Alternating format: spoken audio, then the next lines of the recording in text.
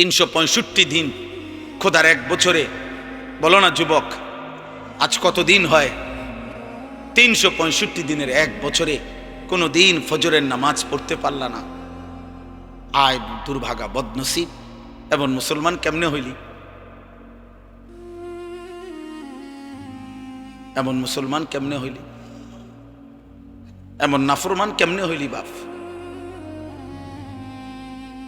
365 দিনে খোদার এক বছরে একদিনও মনে পড়ে না। ভোরের আলো তোমারে কোনোদিন দেখবে না, সুবহে সাদিক তোমাকে কোনোদিন দেখবে না, ভোরের মুয়াজ্জিন তোমাকে কোনোদিন দেখবে না। আহা আহা, 5 ওয়াক্ত নামাজ দিনের পর দিন যাদের ছুটে যায়, কি কারণে ছুটে যায় বলেন না আব্বা? কি কারণে ছুটে যায়? কি কারণে ছুটে যায়? কি দোকানদারি করে লাইছেন এক একজন, কি দুনিয়া উল্টাইছে জানি না। আপনাকে কার ঘরে কি আছে মিয়া? সোফা এক সেটের বেশি তো বেশিরভাগ ঘরে 2 সেট সোফা নাই। এটা তো আমার ঘরেও আছে মিয়া। কি বেশি কামাই করে ফেলছেন দুনিয়া মিয়া? হ্যাঁ, এক সেট সোফা, একটা ডাইনিং টেবিল, 6টা চেয়ার, 2টা খাট, 2টা আলমারি, বাথরুম 2টা, বদনা, বালতি, জগ মগ, কাঁচের প্লেট, নুনের বাড়ি, আর কি ফার্নিচার এগুলা মিয়া? এটুকু ফালতু জিনিসের জন্য এত মিথ্যা বললেন, এত টাকা সুদ খান, 30 বছর ধরে সুদের চাকরি করেন, 30 বছর ধরে অবৈধ উপার্জন করেন। আরে হারামখোর, তোর লোভ কোনোদিন শেষ হবে না, খোদার কসম তোর অভাবও কোনোদিন শেষ হবে না। এই কিস্তি চলতে চলতে, সুদ চলতে চলতে, লোন চলতে চলতে কবরে চলে যাইবা, আর আখিরাতে জাহান্নাম ছাড়া আর কিছুই মিলবে না বেটা। কেউ মাতবরি করেন না, আমিও না, আপনিও না। কোন নাফরমান, কোন পাপী, কোন বেনামাজি, কোন চরিত্রহীন যুবক, নারী দেখো, ছবি দেখো, উলঙ্গ দৃশ্য দেখো, জিনা যে বিচারে দৃশ্য দেখো, হারাম ছবিতে পড়ে থাকো, মোবাইলের উশৃঙ্খলার উলঙ্গতায় পড়ে থাকো, যুবক নিজেকে চালাক মনে করিস না বাপ। তুই এই সমাজের দুশ্মন, তুই এই জাতির কলঙ্ক। চরিত্রহীন যুবক, তুমি মায়ের অপমান, তুমি বাবার লজ্জা, তুমি ইসলামের অপমান, তুমি আল্লাহর নাফরমান, তুমি রসুলের দুশ্মন। পৃথিবী তোমারে মনে রাখবে না। এ বাতে খাইতে পারবা, দুনিয়ায় ভোগ করবা, বেডি চাইবা, নারী চাইবা, শরীর নাপাক করবা, নষ্ট করবা, অবৈধ বীর্যপাত হবে, হারাম বীর্যপাত, খালাস, আর কিছু হবে না। দুনিয়া মনে রাখবে না বাপ। শহীদ শরীফ ওসমান হাদি, এই ইমানদার যুবক রহমতুল্লাহ আলাই, আমি আজকে তার কবর জিয়ারত করে আসছি। এই ইমানদার যুবক, আমার মাটির এই সাহসী সন্তান, এই ইমানদার যুবক প্রমাণ করেছে একই সাথে ঈমান এবং দেশপ্রেম একসাথ করে শুক্রবার জুমার নামাজ পড়ে গুলিবিদ্ধ হয়ে মহান আল্লাহর কাছে নিজেকে পেশ করছে। আল্লাহ বলছে, হাদি তোর প্রতি ফোঁটা রক্তের বিনিময়ে আমি লক্ষ কোটি মানুষের চোখের পানি ঝরাইয়া দিলাম। সে 5 ওয়াক্ত নামাজ পড়তো, সে ফজরের নামাজ পড়তো, প্রতিদিন ফজরের নামাজ পড়তো, সে আল্লাহর কোরআনের হাফেজ ছিল, সে রাসূলুল্লাহ সাল্লাল্লাহু আলাইহি সাল্লামের হাদিস স্পষ্ট বিশুদ্ধ কোরআন পড়তে পারতো, হাদিস পড়তো। তার বাবা আলেম ছিলেন, তার মা পর্দানশীল, তার স্ত্রী পর্দানশীল, সে নিজে মাদ্রাসায় পড়ুয়া ছাত্র ছিল। হ্যাঁ বাবা, একই সাথে তার কলিজায় ঈমান ছিল, একই সাথে তার কলিজায় দেশপ্রেম ছিল। জমিনের মাটির প্রশ্নে, স্বাধীনতা, সার্বভৌমত্ব, আজাদির প্রশ্নে সে একাই বলছিল যে যদি দেশের একটা মানুষও যদি না বলে, তারপরেও ভারতীয় আধিপত্যবাদের বিরুদ্ধে আমি হাদি একাই বলে যাব, প্রয়োজন আমার জমিনের 1 ইঞ্চি কাউকে নিতে দেব না। জমিনের পাহারাদার ছিল, এই মাটির পাহারাদার, আবার ইমানদারও ছিল। এই জন্য দোস্ত, রাজনীতি আরো অনেকে আগেও করছে, এখনো করবে, কিন্তু এই পরিমাণ মানুষের চোখের পানি অঝরে ঝরানো এটা কঠিন, এটা কঠিন, এটা কঠিন। আজকেও আমি যখন দেখছি, তখনও দেখছি যে জিয়ারত করতেছে সাধারণ মানুষ, যেই দেখলাম যে সব কাঁদতেছে, সব কাঁদতেছে।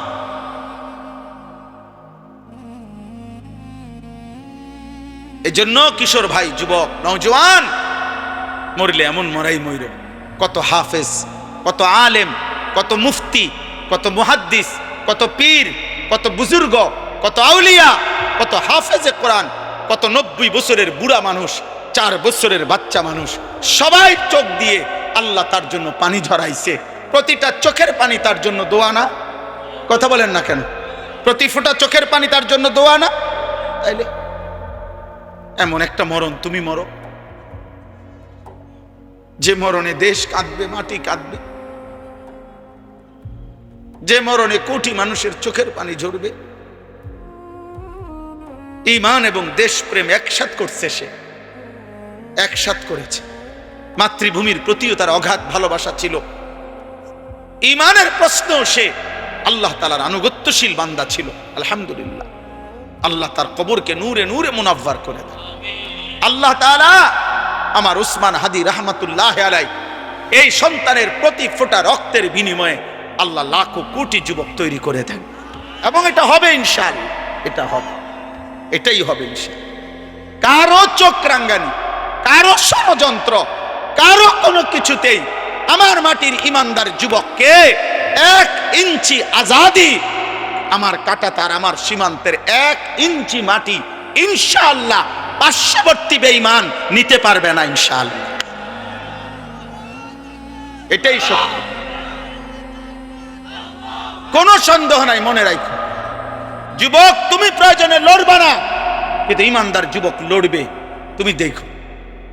এজন্য তোমরা, আমি অনুরোধ করছি, কিশোর যুবক ছেলেরা, নারী দেখতে দেখতে, ছবি দেখতে দেখতে, উলঙ্গ দৃশ্য দেখতে দেখতে, আরে বেটা, চটপটি খাইতে খাইতে 8 ঘন্টা শেষ করিস না বেটা।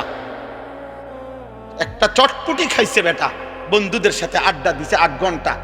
এই 8 ঘন্টা কি করছে অপদার্থ বলতে পারবে না কি করছে। কিরে ভাই, কি করছে ততক্ষণ? আড্ডা দিছি। আর কি আড্ডা দিছ? আড্ডা দিছি, নারী দেখছি, মোবাইলে ছবি দেখছি, তার ফাঁসাত লাথি দিছি, তার শার্ট টাইনা ধরছে, তারে ঘুষি দিয়া লাইছে, ওই তোর চুল ধরে টান মারছে। কি রে এরম করস? আমরা ফ্রেন্ড, তো ফ্রেন্ডে বুঝি আরেক ফ্রেন্ডরে লাথি দেয়। তো দুইটাই তো অপদার্থ ফ্রেন্ড, দুটাই তো প্লাস্টিক। এটা কোন ধরনের ফ্রেন্ড হইল? একটা লাথি দাও, ফালতু কোথাকার। তাহলে বলেন মিয়া, জীবন মানে শুধু দুনিয়া উপভোগ কর? আখিরাতের ফিকির কে করবে? কবরের ফিকির কে করবে? পরকালের ফিকির করবে কে? এই জন্য আমি আপনাদের কাছে বলি, আমার মূল বক্তব্য এটা, আমাদের কোরআন, সুন্নাহ, ইসলাম, আমাদের নবীর মেহনত, ওলামায়ে কেরামের মেহনত, এই ওয়াজ, এই মাহফিল, এই জুমার বয়ান, এই সমস্ত আয়োজনের মূল মাকসাদ আখিরাতের আয়োজন। কিসের আয়োজন বলেন না? আল্লাহ তাআলা দুনিয়াকে তুচ্ছ করে ধরছে, বলছে লাহবুন, তামাশা, তামাশা। সাহাবাদেরকে বলছে, সাহাবারা হালাল ব্যবসার মাল কিনতে গেছে, আল্লাহ বলছে তামসাদ গেলাকা। অথচ আসলে কি তামসা এটা? কিন্তু আল্লাহ তাআলা সাহাবাদেরকে বলছে যে তামসাদ গেলা কেন? খুতবা ছেড়ে দুনিয়াকে আল্লাহ বলছে তামাশা। নবী সাল্লাল্লাহু আলাইহি ওয়াসাল্লাম বলছেন, একদিন নবীজি সাল্লাল্লাহু আলাইহি ওয়াসাল্লাম একটা কান কাটা মরা ছাগল, কান কাটা মরা ছাগল সাহাবাদেরকে দেখাইয়া বলছে, তোমরা কেউ আমার থেকে 1 দিরহাম, 1 টাকা মূল্যে এই কান কাটা মরা ছাগলটি কিনবা? তো সাহাবারা বলছে, লা নাখুযু হাযা বিদিরহামিন, ইয়া রাসূলুল্লাহ, 1 টাকা মূল্যেও, মানে 1 দিরহাম মূল্যেও আমরা এটা কিনবো না। এটা কিত্তাম কিনবো? এটা তো কান কাটা মরা, এটা দিয়ে আমি করবো কি? আল্লাহ নবী সাল্লাল্লাহু আলাইহি ওয়াসাল্লাম বলেন, মুসলিম শরীফের হাদিস, নবীজি বলেন, ফাওয়াল্লাহি লাদ দুনিয়া আহওয়ানু ইনদাল্লাহ মিন হাযা আলাইকুম। আল্লাহর কসম সাহাবীরা, এই কান কাটা মরা ছাগল তোমাদের কাছে যতটা নিকৃষ্ট, খোদার কসম আল্লাহর কাছে দুনিয়াটা তার চাইতে বেশি নিকৃষ্ট। এটা মালিকের কাছে কিছুই না, কিছুই না, কিছুই না, কিছুই না। আমরা এক একজনে মানে এ বিল্ডিং একখানার গদ্দুয়ার কদ্দুর কইরা বাপসা কথা কয় যে কি মুখ দিয়া কয় না নাক দিয়া কয় বোঝা যায় না। মাতবুরি কয় কি বিল্ডিং করছেন মিয়া, 6 তলা বিল্ডিং। ইউরোপ আমেরিকার মধ্যে 6 তলা বিল্ডিং এর মধ্যে তো ছাগলও ফালে না। দেখেন মিয়া কি আমি এই 70-80 লাখ টাকা দামের এসব প্রাইভেট কার দিয়া জাপানে ঘাস টানে। আপনি জিজ্ঞাসা করেন, আমি জিজ্ঞাইছি ছাগলের ঘাস টানে, ঘাস টানে বলে এরা কয়েকদিন সালাই দিয়ে হালাই দিলে এরপরে আমরা দেশে কয়েকগুলো এক নম্বর কি এটা না। হ্যাঁ তো এটা কি জহির ভাই কনে 26,000 মাইলেজ 28,000 মাইলেজ, মানে এরা কয়েকদিন সালাই হালাই দিচ্ছে এটারে, যা ফালতু জিনিস এটা ফালা। এইটাই আমাদের দেশের সবচেয়ে ব্র্যান্ডে বিশাল কিছু, ওটা ওরা ফালাই দিছে, ফালাই। আমার একজন পরিচিত আছে, উনি বলছে অস্ট্রেলিয়া থাকে উনি, আমি ওনারে জিজ্ঞাসা করছি আপনি কি করেন অস্ট্রেলিয়া, বলছে হুজুর আমি হেলিকপ্টার দিয়ে সার দেই। কসম খোদা, হেলিকপ্টার দিয়ে কি দেয়? সার দেয়, সার। মানে কোম্পানির সবজি প্রজেক্ট এত শত একর, হ্যাঁ এগুলা কোনো 8টা সার দিব এই সিস্টেম না, অটো দিয়ে দিলে হইতো না, সিএনজি দিয়ে দেওয়া যায় না, এগুলা হেলিকপ্টার দিয়ে সার দেয়। আমাদের বাংলাদেশে হেলিকপ্টার দিয়ে সার দিব কোন বছর? এই 12 তারিখের পরে। এই দোয়া করেন 12 তারিখ নির্বাচন না, 12ই ফেব্রুয়ারি, 13-14 তারিখের দিকে ইনশাল্লাহ প্রত্যেকের ঘরে ঘরে হেলিকপ্টার পয়সা যাবে সার দেওয়ার জন্য। যেই বিবৃতি চলতেছে এক একজনের, সুবহানাল্লাহ, কি হয় বলা যায় না, কি হয়। শেষ পর্যন্ত আমরা যার যার দেশে থাকতে পারি কিনা, নাকি সকলেই একবারে বেডিং টেডিং নিয়ে চাঁদের দেশে বা মঙ্গল গ্রহে চলে যায় কিনা, সম্ভাবনা আছে। যেই আশ্বাস দিতেছে সবাই মাশাআল্লাহ, আশা করা যায়, আশা করা যায় হয়তো চাঁদে বা মঙ্গলে আমরা ঘরদুয়ার করতে পারবো। আশা করি ব্যাপক উন্নতি হয়ে যাব দেশের, অনেক কিছু। হ্যাঁ হ্যাঁ ইনশাআল্লাহ। তাইলে দুনিয়া তো বেঈমান আমাদের চাইতে বেশি ভোগ করছে। আমি বুঝাইতে চাচ্ছি এটা, ওরা তো হেলিকপ্টার দিয়ে সার দেয় আর আমরা তো এখনো অটোতে চলি। দুনিয়া হবে না বাপ, দুনিয়া নিয়ে তামাশা করলে মোমেন হবে না। ইমানদার দুনিয়া না, ইমানদারের আখিরাত। ওয়ালাদ দারুল আখিরাতু খায়রুল লিল্লাযিনা ইয়াত্তাকুন আফালা তাকিলুন। আল্লাহ বলেন আখিরাতের ঘর জান্নাত মুত্তাকিদের জন্য, সেটাই উত্তম, তোমরা কি বুঝবে না? আল্লাহ বুঝে। কুল আউনাব্বিউকুম বিখাইরিম মিন যালিকুম, আল্লাহ বলেন নারীর সৌন্দর্য, সন্তানাদির আকর্ষণ, সম্পদের আকর্ষণ, জন্তু জানোয়ারের আকর্ষণ, ক্ষেত ফসলের আকর্ষণ, এগুলো সব আমি দিছি। আমি জুইয়িনা, আমি দিছি বান্দা, আমি দিছি। আল্লাহ বলেন এই দুনিয়ার এই সব আয়োজন যা আমি সাজিয়ে দিয়েছি তোমাদের জন্য, তার চাইতে উত্তমটা কি সেটা কি আমি তোমাদেরকে বলবো? আল্লাহ নিজে বলতেছে কুল আউনাব্বিউকুম, আমি কি বলবো তোমাদেরকে? তো আল্লাহ নিজেই বলেন লিল্লাযিনা তাকাউ ইনদা রাব্বিহিম, তোমরা যারা যারা আমি আল্লাহকে ভয় করে আমার উপরে তাকওয়া রেখে গুনাহ ছেড়ে দিয়ে আখিরাতে আসবা, জান্নাতুন তাজরি মিন তাহতিহাল আনহার খালিদিনা ফিহা, অনন্তকালের জান্নাত আমি আল্লাহ তোমাদের হাতে তুলে দেব। আর জান্নাতের এক কোণা, জান্নাতের এক নিয়ামত, খোদার কসম তোমার দুনিয়া লক্ষ কোটি বারের চাইতেও অনেক উত্তম, অনেক উত্তম, অনেক উত্তম। আপনি যদি বলেন আপনার সন্দেহ হয়, ঠিক আছে, আপনার সন্দেহ নিয়ে থাকেন আপনি, আমার ইয়াকিন হয়। আপনি যদি টেলিভিশনের খবর আপনার এতটা বিশ্বাস হয়, চ্যানেলের খবর আপনার এতটা বিশ্বাস হয়, বিজ্ঞান বইয়ের পড়া আপনার এত বিশ্বাস হয়, পদার্থ বিজ্ঞানের পড়া আপনার এত বিশ্বাস হয়, জীববিজ্ঞানের পড়া আপনার এত বিশ্বাস হয়, দুনিয়ার বাংলা অঙ্ক ইংরেজি বইয়ের পড়া আপনার এত বিশ্বাস হয়, এত বড় কায়নাতের মালিক আসমানওয়ালা রব, তার কথা আমার বিশ্বাস হবে না কেন? কেন হবে না বিশ্বাস? কেন হবে না? হ্যাঁ বলেন, যুক্তি কি বলে, ইনসাফ কি বলে? কোরআনের কথা বিশ্বাস হবে না কোন যুক্তিতে? কেন? কারণটা কি? আপনার কাছে কি কারণ আছে বলেন, যে কারণে আপনি আস্থা রাখতে পারতেছেন না? রাসূলুল্লাহ সাল্লাল্লাহু আলাইহি সাল্লামের কথার উপরে আপনার আস্থা হচ্ছে না কেন বলেন? আমার শায়েখ আল্লামা মুফতি মুশতাকুন নবী কাসিমি হুজুর অনেক সময় এটা বলে, জিকিরের কথা, আল্লাহর জিকির বলতে বলতে ওয়াজে হুজুর অনেক সময় আবেগে জোশ উঠলে হুজুরে বলে যে, হে আল্লাহর বান্দারা, শ্রোতাদেরকে বলে যে, দেখেন আমি আপনাদেরকে এতক্ষণ বললাম যে আল্লাহকে ডাকেন, আল্লাহকে ডাকেন, আল্লাহকে ডাকেন। যদি আপনারা কেউ না ডাকেন, শেষ পর্যন্ত আমি মুশতাকুন নবী কসম করে বললাম আমি আল্লাহকে ডাকবই ডাকব। ঠিক তেমনি ভাবে আপনারা হাজারবার প্রত্যাখ্যান করেন, নওজোয়ান ভাই তুমি আল্লাহকে ছেড়ে দাও, বাকি মনে রাখো যাকে ছেড়ে দিছো ও চিরেই তুমি তার কাছেই যেতে হবে। হ্যাঁ, নিশ্চিত নিশ্চিত, কোনো সন্দেহ। আল্লাহ আমাদেরকে তৌফিক দান করেন, আল্লাহ আমাদেরকে কবুল করেন।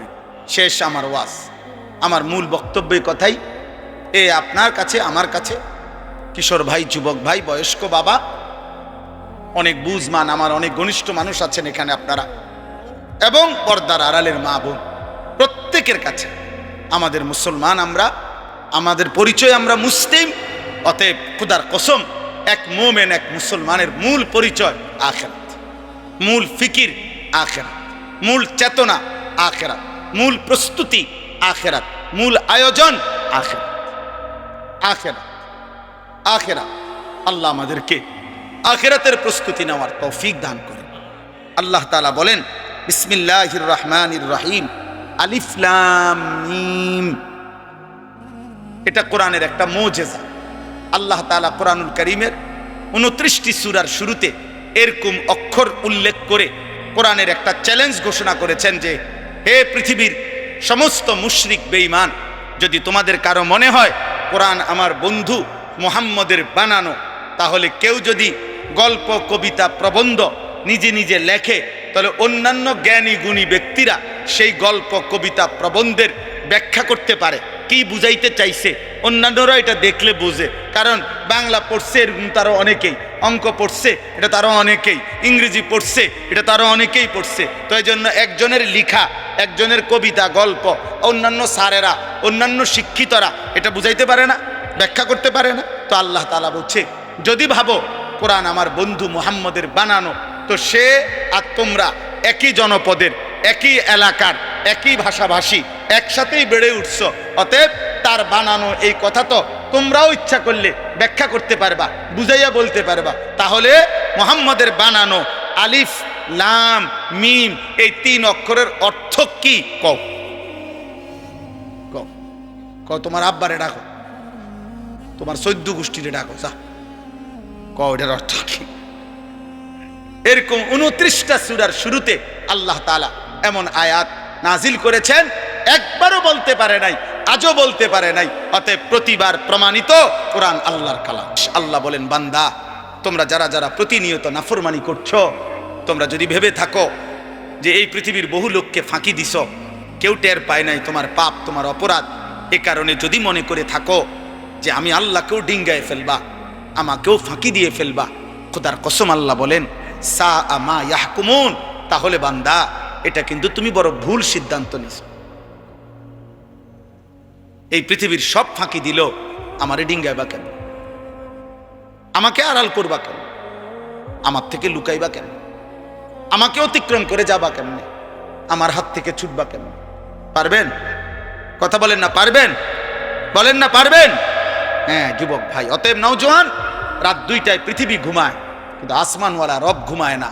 2টা বাজে তুমি ভাবছো কেউ জেগে নাই, এই জন্য মোবাইলে উলঙ্গ ছবি দেখো। আসমানওয়ালা রব ডেকে বলে, আনিস আমি জেগে আছি, আমি দেখছি, আমি দেখছি, আমি দেখছি। সুদের টাকা কেউ টের পায় নাই, ওজনের কমতি কেউ বুঝে নাই, কাস্টমার বুঝে নাই, আসমানওয়ালা বলে আমি বুঝেছি। মান কানা ইয়ারজু লিকা আল্লাহ ফাইন্না আজালাল্লাহি লাআতিন ওয়া হুয়াস সামিউল আলিম।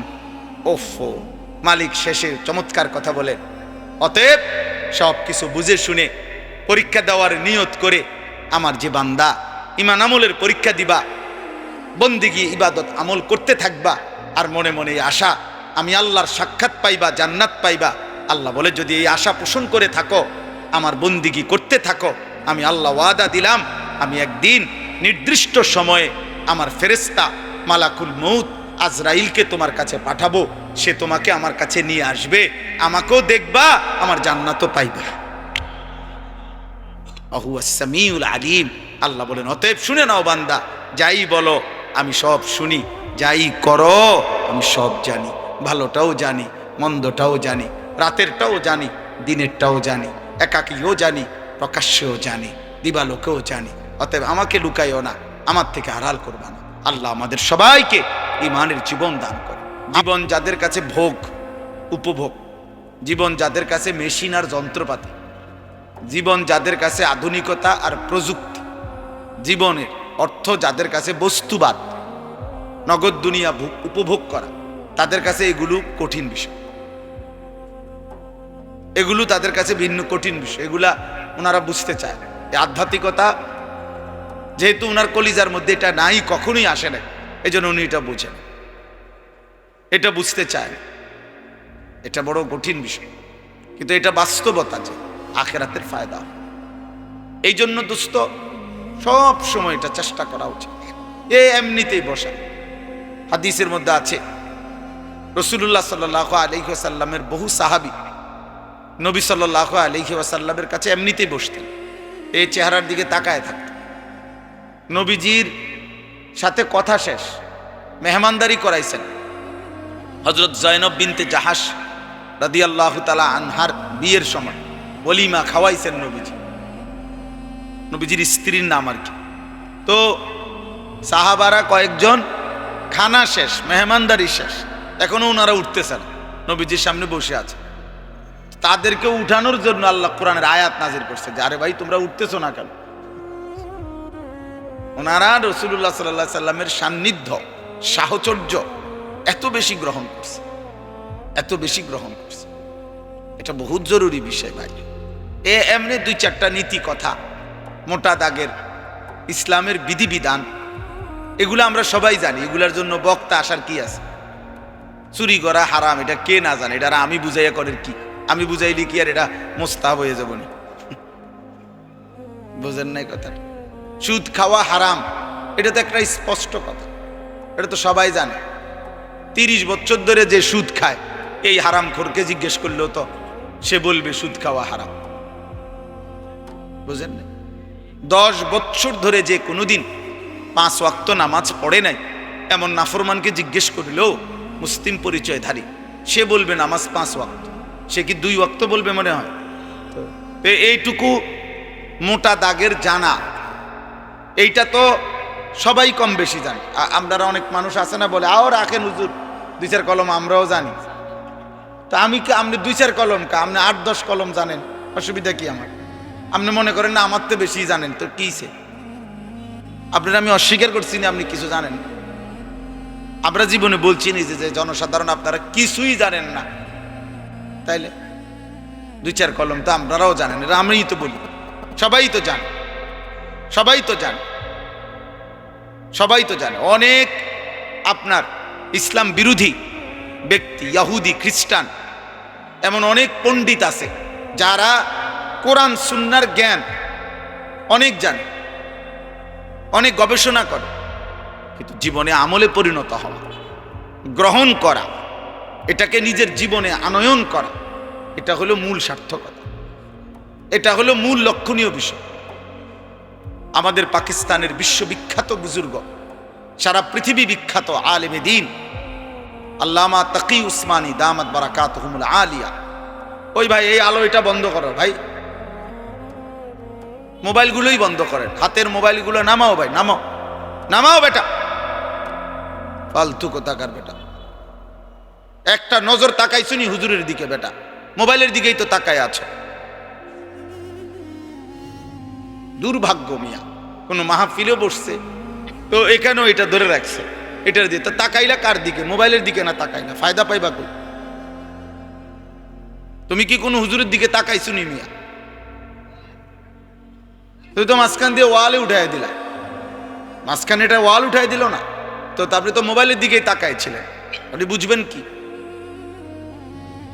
আপনার পরিবর্তন হবে কিভাবে? সারাক্ষণ আমি আজকে একজনকে বললাম, আরে ভাই সারাক্ষণ শুধু পাবলিকের চিন্তা বাদ দেন, আপনি ভালো হন, নিজের ইসলার ফিকির করে, নিজের আখিরাতের ফিকির করে। মানুষের কল্যাণ জরুরি, নিজের কল্যাণ নিজের পরিবর্তন সেটা তার চাইতে বেশি জরুরি। মানুষের কল্যাণ সাধ্যমতো, নিজের কল্যাণ পূর্ণ মতো। অর্থাৎ নিজের কল্যাণ বলতে এখানে বাত্তরকারী না, আমার ইমান, আমার আমল, আমার আখলাক, আমার আখেরাত, আমার হালাল হারাম, এটার মধ্যে শতভাগ পূর্ণ থাকতে হবে। আর মানুষের কল্যাণ করব আমি আমার সাধ্যমতো। এই পৃথিবীতে এখনকার হুজুর যারা আছে, আলেম ওলামা যারা আছে এখন, ওনারা যদি 24 ঘন্টাও মানুষের উপরে মেহনত করে, তারপরেও মানুষের মধ্যে ইমানদারও থাকবে, গোমরা পথভ্রষ্টও থাকবে কিনা? দোনো রকমই থাকবে, দোনো রকম। যে আর সর্বোচ্চ 6 মাস যদি আমরা মিলে একটু পরিশ্রম করি, আশা করা যায় আর একটা লোকও বেনামাজি থাকতো না। জি না, এমন আশা করেন না হুদা, এই আশায় কাম হইতো না। আমার মতো মৌলানা ইসরাফিল ভাইয়ের মতো এরকম 2-4 হুজুর যদি 22টা বড়ি বানাইয়া দেয় খাওয়াইয়া, এরপরও হে বড়ি গিললে আর পরে কোনো নামাজ পড়তাম না। কি লেগে পড়তাম না কইছে আপনার কি? আমি পড়তাম না, আপনি যাইবেন না দিকে, বুঝেন না কথাটা? এটাই নিয়ম, এভাবেই চলবে পৃথিবীতে, এভাবেই চলবে। আলোর দিকেও ফিরবে, অন্ধকারের দিকেও যাবে, থাকবেই এরকম। আলো আর অন্ধকারের মিশেল, এরই নাম দুনিয়া। ভালো আর মন্দের মিশেল, এরই নাম দুনিয়া। ইমানদার আর নাফরমান এরই মিশ্রণ, এর নাম দুনিয়া। সব ইমানদার যেদিকে ওটা জান্নাত, সব নাফরমান যেদিকে ওটা জাহান্নাম।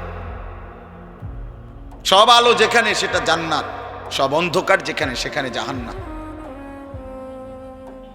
এই জন্য বললাম ভাই, আমার প্রথম কথা এটা যে জিন্দেগির পরিবর্তন দরকার, জীবন বদলানো দরকার।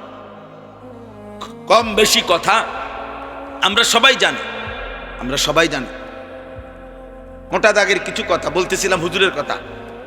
আল্লামা তাকি উসমানী দামাত বারাকাতুহু, হুজুর এত বড় মাফের আলেমে দ্বীন, পাকিস্তানের শরিয়া বোর্ডের দীর্ঘদিন পর্যন্ত প্রধান বিচারপতি ছিলেন, চিফ জাস্টিস ছিলেন। পৃথিবীর এমন কোনো দেশ নাই যা তিনি সফর করেন নাই। দুনিয়া মেরে আগে ওনার কিতাব আছে। এই সফরনামার মধ্যে সারা বিশ্ব ভ্রমণের কাহিনী ওনার বই আছে, বাংলাতেও অনুবাদ আছে। তো এই বইতে আছে উনি কানাডা সফর করছেন। ওই কানাডার সফরের কাহিনীর মধ্যে আছে যে কানাডার সবচেয়ে বড় ইউনিভার্সিটিতে ইসলামিক স্টাডিজ বিভাগ আছে, ইসলামী শিক্ষা। এবং তিনি বলেন যে সেই ইসলামী শিক্ষা ডিপার্টমেন্টের যেই লাইব্রেরি, এই লাইব্রেরি উনি বলেন যে আমি পৃথিবীতে ইসলামী যত লাইব্রেরি দেখছি ইউনিভার্সিটিগুলোতে, মুসলিম যত জায়গায়, তার সকলের চাইতে সবচেয়ে বড় লাইব্রেরি এই কানাডার ওই ইউনিভার্সিটির ইসলামিক স্টাডিজ বিভাগের মধ্যে। এই পরিমাণ আরবি কিতাবাদি তাফসির সব ওখানে আছে, সারা পৃথিবীতে যা ছাপানো হয়েছে। তিনি বলেন যারা সেখানে পড়তেছে ওদের বিষয় হলো এই ধর্মতত্ত্ব, মানে তারা ইসলামও এবং অন্যান্য ধর্মের মধ্যেও আপনার তুলনামূলক বিশ্লেষণ পড়ে। তো এই পড়তেছে যিনি ইসলামের উপরে, উনি বলেন আমি ক্লাসে গেলাম ইসলামিক স্টাডিজের, সেখানে গিয়ে দেখলাম ইসলামের উপরে অসাধারণ লেকচার দিচ্ছে, অসাধারণ বক্তব্য দিচ্ছে, দলিল ভিত্তিক। কিন্তু তিনি বলেন সেখানে দেখলাম আমি স্পষ্ট যিনি শিক্ষক, যিনি পড়াচ্ছেন তিনিও খ্রিস্টান, যে ছাত্রছাত্রী পড়া শুনতেছে তারাও সম্পূর্ণ খ্রিস্টান।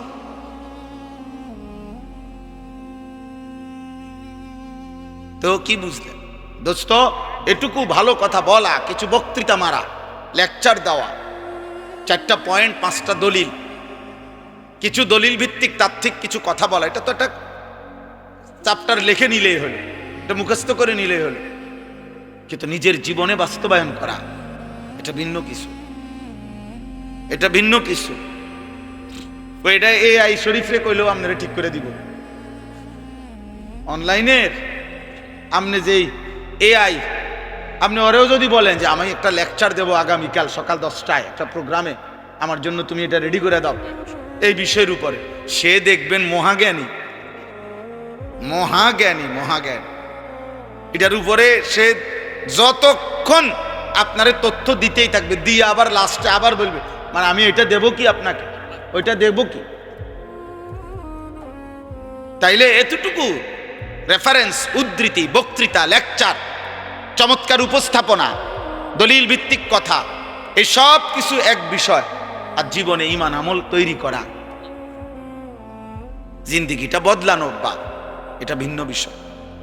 আমাদের মিশরের একজন বিশ্ববিখ্যাত ইসলামী স্কলার, চিন্তাবিদ, গবেষক এবং অনেক বড় বুজুর্গ একজন মানুষ আছেন, যিনি একাধারে ডাক্তার এবং একজন ইসলামী চিন্তাবিদ, ডক্টর রাগিব সারজানি। উনি বলছেন, ওনার একটা বই আছে, এই বইটার বাংলা অনুবাদ হয়েছে ফজর আর করব না কাজা, বইটার নাম। এই বইটা আছে, উনি বলেন আমি ওনার অঞ্চলে এক জায়গায় যে আমি একজন লেকচারারের ইসলামের উপরে এবং চমৎকার লেকচার শুনছি একটা সেমিনারে গিয়ে, যে আমরা অতিথি ছিলাম, উনিও আমরাও, তো ওই অতিথি হিসাবে 3 দিন পর্যন্ত আমরা ওইখানে ছিলাম। ওনার লেকচারে আমি মুগ্ধ হয়েছি, কিন্তু 3 দিন পর পর ফজরের নামাজ তিনি বলেন আমি মসজিদের জামাতে পড়ছি, কিন্তু ওই ভদ্রলোককে যিনি চমৎকার ইসলামের উপরে তাত্ত্বিক দলিল ভিত্তিক এমন হৃদয়গ্রাহী বক্তব্য দিছেন, কিন্তু আমি 3 দিনের একদিনও ফজরের নামাজের জামাতে ওনাকে দেখি নাই। 3য় দিন পরে 4র্থ দিন আমি ওনার কাছে গিয়ে ভাবছি উনি কোনো অসুস্থ কিনা, শারীরিকভাবে কোনো পেরেশানি আছে কিনা, এজন্য বলছি যে দেখা করতে গেছি। দেখা করতে গিয়ে এরপরে ওনাকে বলছি, হযরত জনাব আপনি নিশ্চয়ই কোনো পেরেশানিতে আছেন বা অসুস্থতায় আছেন, আপনাকে ফজরের নামাজে পরপর 3 দিন দেখলাম না, এই জন্য আপনার খোঁজ নিতে আসছি। তখন উনি বলছেন ওই ডাক্তার সাহেবকে, আসলে ডাক্তার সাহেব আমাকে তো প্রতিদিন অনেকগুলো প্রোগ্রামে যেতে হয়, রাত গভীর পর্যন্ত আমাকে জাগতে হয়, জানিনি তো আল্লাহ গাফুরুর রাহিম। মানে কি আল্লাহ গাফুরুর রাহিম? মানে ফজরের নামাজ পড়ে না, বোঝেন নাই কথাটা? ফজরের নামাজ কি পড়ে না, কি বুঝাইলেন? এই জন্য বুঝাইছে আর কি যে আল্লাহ গাফুরুর রাহিম, আল্লাহ ওনারে মাফ করে দিতে। আল্লাহ ওনারে বলছে যে তোমার ব্যাপারটা আলাদা, তোমার তো আমি চিনি, আলাদা, তুমি একজন বিশিষ্ট লেকচারার, তো তুমি বাদ দাও, তোমারটা আলাদা। এটা গুরুত্বপূর্ণ আমার ভাই, এটা বুঝতে চেষ্টা করে। প্রতিটা ওয়াজ, প্রতিটা মাহফিল, আপনারা অনেক সময় বলেন যে হুজুররা কেবল আসমানের উপরের কথা, কবরের কথা, আখেরাতের কথা আর মাটির তলের কথা নিয়ে ব্যস্ত হয়ে আছে। আরে ভাইয়া, এটুকু ব্যস্ততাই তো অনেকের মধ্যে নাই, বাকি ব্যস্ততা তো আছেই। একটা অটো ঠিক করে দেওয়ার জন্য তো মিস্ত্রির অভাব নাই, একটা সিএনজি ঠিক করে দেওয়ার মতো মিস্ত্রির তো আব্বা অভাব নাই। একটা কৃষক যে তরকারি করে, আমার বাসার পাশে ফুলকপি পাতাকপি যে লাগায়, আমি তাকে দেখছি বহুদিন, তার কাছে প্রায় দিন আপনার প্রাইভেট কার দিয়া অফিসাররা, এই যে কৃষি বিভিন্ন অফিসার, বিভিন্ন কোম্পানির লোক, একদম স্যুট বুট টাই পরা, তার ক্ষেতের কাছে গিয়া তারে বুঝায় এই সারের দূর, ওইটা উদ্দূর, ওইটা উদ্দূর। ফুলকপি পাতাকপি বুঝানোর মতো লোকের তো অভাব নাই। আপনি কি বুঝতে চান? দুনিয়া তো, দুনিয়া বুঝানোর মতো লোকের তো অভাব নাই বাবা, কিন্তু আখেরাত বুঝানোর মতো, জীবনটা বদলে দেওয়ার মতো, আখেরাতের দিকে জীবন ফিরায় দেওয়ার মতো এটুকু মানুষের তো বড় অভাব। যে কয়জন আছে, এই কয়জনকেও যদি আপনারা বিদ্রুপ করে এই রাস্তার থেকে সরায় দেন, তো আখেরাত চিনাবে কে? আল্লাহ চিনাবে কে? তাই আখেরাত চিনাবে কে বাপ? এটা বুঝা দরকার আমার ভাই, এ কথা স্পষ্ট বুঝবেন। প্রতিটা বিবেকবান নওজোয়ান ভাই, তোমরাও বাবারাও, এ কথা বুঝবেন, এই কোরআন সুন্নাহর ইলম আর দুনিয়ার সমস্ত জেনারেল ইলম, এই জেনারেল শিক্ষার যত পড়া আর এই কোরআন সুন্নাহর পড়ার একটা মৌলিক পার্থক্য হলো, জেনারেল শিক্ষার সমস্ত পড়ার মূল টার্গেট এই দুনিয়ার আয়োজন, দুনিয়ার জীবন উপভোগ করার জন্য যত অত্যাধুনিক, যত প্রযুক্তি, যত সহজকরণ, যত আধুনিকায়ন হইতে পারে, এটা হলো জেনারেল শিক্ষার মূল মাকসাদ। আর খোদার কসম, কোরআন সুন্নাহর শিক্ষার মূল মাকসাদ আখিরাতের আয়োজন। এখানেই তফাৎ, এখানেই তফাৎ। আপনি আমগরে দুর্বল ভাইবেন না। আমার বিষয়ের উপরে আমি পড়ি, আমি আপনার বিষয় কেমনে বুঝতাম? আপনি যে আমার বিষয় বোঝেন না, কথা বুঝেন নাই। এখানে মৌলিক পার্থক্য। ভোগের এই দুনিয়া যত আধুনিক, যত মজাদার ভাবে জীবন উপভোগ করা যায়, এটা হলো বস্তুবাদী দুনিয়ার, এই আধুনিক দুনিয়ার স্লোগান। গোটা ইউরোপের সমস্ত পড়ালেখা, গোটা ইউরোপের সমস্ত মেশিনারি, সমস্ত গবেষণার সব কিছুই হলো এই প্রথম আসমানের নিচে মাটির উপরের এটুকু আয়োজন। আর কোরআন সুন্নাহর মূল আয়োজন আখিরাতের আয়োজন। এখানেই মৌলিকত্ব, পার্থক্য। এই জন্য এক হবে না কোনোদিনও, কোনোদিনও না। ইসরাফিলের ফু পর্যন্ত কোনোদিনও না। আপনি পদার্থ জীব বিজ্ঞানের শতভাগ কোরআনের মতো বানাইতে পারতেন না, আর কোরআন সুন্নাহর ইলমকে আপনি পদার্থ জীব বিজ্ঞান বানাইতে পারতেন না।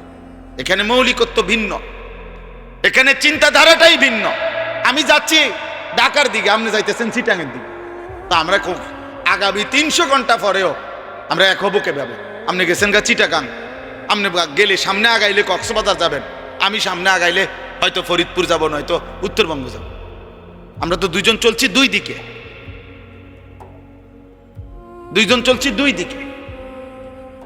এরপরে দেখেন, জীবন, দুনিয়া, এই দুনিয়ার সব কিছু আল্লাহই সৃষ্টি করেছেন, আল্লাহই সৃষ্টি করেছেন। আবার আখিরাত আল্লাহই বলেছেন। কিন্তু কোরআন এবং সুন্নাহর মধ্যে শত শত আয়াত, নবীজির শত শত হাদিসের মধ্যে দুনিয়া এবং দুনিয়ার জীবনটাকে আল্লাহ তাআলা এবং তার নবী সাল্লাল্লাহু আলাইহি সাল্লাম একদম তুচ্ছ, হেয়, হীন করে তুলে ধরেছেন। কোরআন দুনিয়াকে একদম তুচ্ছ করে তুলে ধরছে, আখিরাতকে অনেক মহান করে তুলে ধরছে। রাসূলুল্লাহ সাল্লাল্লাহু আলাইহি সাল্লামের হাদিস দুনিয়াকে একদম তুচ্ছ করে তুলে ধরছে, আখিরাতকে অনেক মহান করে তুলে ধরছে। আল্লাহ তাআলা কোরআনুল কারীমের মধ্যে বলছে, ওমা হাযিহিল হায়াতুদ দুনিয়া ইল্লা লাহবুন ওয়া লাইব। এই কথাটা কোরআনে বারবার আছে। আল্লাহ বলছে, বান্দা শোনো, দুনিয়ার জীবন আর কিছুই নয়, শুধুই তামাশা, শুধুই খেলাধুলা। তামাশা, তামাশা। এই বিল্ডিং 10 তলা, তামাশা। 80 লাখ টাকার গাড়ি, তামাশা, তামাশা। 10টা ফ্যাক্টরি, তামাশা, তামাশা। সাজগুজ, এই ফ্যাশন, এই রূপচর্চা। হাই নওজোয়ান, তুমি তোমার দেহ চর্চা করছো, কতভাবে চুল ফিরাইলা, কত প্রসাধনী ব্যবহার করলা, নিজের শরীরের ফিটনেস ধরে রাখার জন্য কত আয়োজনই করলা। আল্লাহর কসম নওজোয়ান, সেদিন খুব সামনে, যেদিন তোমার দেহের প্রতিটা অঙ্গ তোমার বিরুদ্ধে সাক্ষ্য দেবে। ওয়াশাহিদা আলাইহিম সামউহুম ওয়া আবসারুহুম ওয়া জুলুদুহুম। আল্লাহ বলেন, কান, চোখ, সারা দেহের চামড়া। আল্লাহ তাআলা বলছে, বান্দা তোমাদের কর্মকাণ্ড সম্পর্কে আমি আল্লাহর সামনে সাক্ষ্য দেব, সাক্ষ্য দেবে। আল্লাহ তাআলা বলছে, ইন্নামা বাগিয়ুকুম আলা আনফুসিকুম। এই বান্দা, তোমরা যে প্রতিনিয়ত আমার রাস্তা ছেড়ে উল্টো পথে চলছো, বাগিয়ুন, সীমা লঙ্ঘন করছো আমার হুকুমের সাথে, তো মনে রেখো এটা প্রত্যেকটাই তোমাদের উপরেই বর্তাবে, আমার উপরে না। আমার আসমান ছোট হবে না, আমার জমিন ছোট হবে না, আমার সূর্য বন্ধ হবে না, আমার চাঁদ ছোট হবে না। তোমরা সবাই নাফরমানি করলেও আসমান ছোট হয় না, আমার জমিন সংকুচিত হবে না। তোমার বিরুদ্ধে যাবে, আলা আনফুসিকুম, তোমাদের বিরুদ্ধে। তোমার চুরি তোমার বিরুদ্ধে দাঁড়াবে, তোমার জিনা তোমার বিরুদ্ধে দাঁড়াবে, তোমার নর্তকী দেখা তোমার বিরুদ্ধে দাঁড়াবে, তোমার সুদের একটা একটা টাকা তোমার বিরুদ্ধে বলবে। ইন্নামা বাগিয়ুকুম আলা আনফুসিকুম। আল্লাহ তাআলা বলছে কুল তামাত্তা বিকুফরিকা কালিলা। বান্দা, তুমি তোমার নাফরমানি নিয়ে অল্প কয়টা দিন দুনিয়া ভোগ করো, আমি তোমারে বুঝাবো, আমি তোমারে বুঝাবো। অল্প কালিলা, দুনিয়াকে আল্লাহ তুচ্ছ করে দিছে। কুল মা ইনদাল্লাহি খায়রুম মিনাল লাহবি ওয়া মিনাত তিজারা। একটা উদাহরণ শুধু শুনেন। সাহাবায়ে কেরাম জুমার নামাজের দিন রাসূলুল্লাহ সাল্লাল্লাহু আলাইহি সাল্লামের প্রথম জামানায় জুমার নামাজের পরে খুতবা হইতো। এখন জুমার খুতবা হয় কখন? কথা বলেন না। ঈদের নামাজের খুতবা হয় কখন? আগে জুমার খুতবাও এরকম পরে হইতো। নবীজির জামানায় প্রথম বিধান ছিল, পরে আল্লাহর হুকুমে আবার বদলাইছে হুকুম। তো একদিন জুমার নামাজ নবীজি আদায় করে ফেলছে, জুমার নামাজ শেষ, এখন নবীজি সাল্লাল্লাহু আলাইহি ওয়াসাল্লাম খুতবা দিতে দাঁড়াইছে। ঠিক এই টাইমে মদিনার বাজারে পাইকার ব্যবসায়ীদের যে পাইকারি মাল দেয়, এই পাইকার আসছে। তখনকার যুগে এই পাইকার আসলে মানে বাঁশি দিয়া ফুঁ দিত। তো এই নির্দিষ্ট এই ফুঁ এটা শুনলে, আমরা ছোটবেলায় বাঁশি শুনলে বা এমনি টুংটুং শুনলে বুঝলাম আইসক্রিম আইসেছে, বুঝছেন না? এটা আমরা বুঝতাম দৌড় দিয়া। পরে কত আমার পুরা মনে আছে, আমার বাসায় আমার আব্বার বা মার এই সিরাপের বোতল, এটা ভালো বোতল, ওষুধ অনেক খাইছে না, এটা কোনাত গিয়া ফালাই দিয়া সিরাপ আইসক্রিম খাই লাইছি বোতল দিয়া। বুঝেন নাই কথাটা? আমার দরকার আইসক্রিম, আমি সিরাপ দিয়া করবো কি? মায় পরে খুঁজছে যে বোতল, বলছি মা এটি হালাই দিছি, সিরাপ হালাইয়া মানে ওষুধ ফালাইয়া দিয়া আইসক্রিম খাই লাইছি। তাইলে বাঁশি ফুঁ দিলে তো পাইকার আসছে। তখন নিজাম ছিল, নিয়ম ছিল, পাইকার মনে করেন 15 দিন পরে, 1 মাস পরে একদিন আসতো। তো সবাই দৌড়াদৌড়ি করে হুড়াহুড়ি করে খুচরা দোকানদাররা মালামাল নিতে যাইতো। কারণ এখন যদি মিস করে আরেক মাসের আগে কোনো কি আসবে না, পাইকার আসবে না, কঠিন হয়ে যাবে বেচা কিনা তাদের। তো ঘটনাচক্রে এই সাহাবাদের মধ্যে যারা এই মদিনার বাজারের ব্যবসায়ী, ওনারা ওই বাঁশির ফুঁ শুই না, ওনারা ভাবছে নামাজ তো শেষ, শুধু খুতবাটা বাকি। আমাদের অনেক ভদ্রলোক দেখেন না, অনেক ছেলে অনেক বাবা জুমার নামাজের সালাম ফিরাইলেই বাইর হয়ে যায়। পরের 4 রাকাত নামাজ যে সুন্নাত, এই পরের 4 রাকাত সুন্নাত নামাজ উনি বুঝছে যে হুজুর যেহেতু বেকুব এবং সামনের কাতারের লোকগুলা যেহেতু বোকা আহাম্মকগুলা, এই জন্য এরা 4 রাকাত করে, সালাক মিয়া বাইরে চলে যায়। আচ্ছা, আমনে সালাকি নিয়ে আমনে যান, আল্লাহ ভরসা, গিয়া বাতে তো খান, আমরা বাতে খাই, জুমার পরে কোনো আমরা সিরা খাই না, এটা মনে, আমরা কোনো বন খাই না, আমরা বাতে খাই। আল্লাহর রহমতে আশা করি আমনেতে ভালোই খাই। হ্যাঁ না, ওনারে শয়তানে কামড়ায়, ইবলিসে ওনারে কামড়ায়, ওনারে কিরমিয়ে কামড়ায়, উনি সাথে সাথে বাইরে হয়ে যায়। বোকা মানুষ বেটা, কি বুঝাইতে চাইছেন? ইমাম সাহেব বেওকুফ, ইমাম সাহেবের বাপের কান থেকে 4 রাকাত নামাজ আনছে, এটা যদি কোনো কোরআন সুন্নাহ অনুমোদিত না হয়, এটা রাসূলুল্লাহ সাল্লাল্লাহু আলাইহি সাল্লাম সাহাবায়ে কেরাম যদি না পড়তেন, তো এটা ইমাম সাহেব বছরের পর বছর একটি ভুল বেহুদা জিনিস পড়ে, এটা তা আপনার বিবেকে ধরে না? এটা আপনি বের হবেন কেন মিয়া? কেন খামখেয়ালি করবেন? জুমার নামাজ কি 2 রাকাত? কথা বলেন, জুমার নামাজ 2 রাকাত, তাইলে 2 রাকাত পড়বেন কেন? আল্লাহ আমাদেরকে বুঝ দান করেন।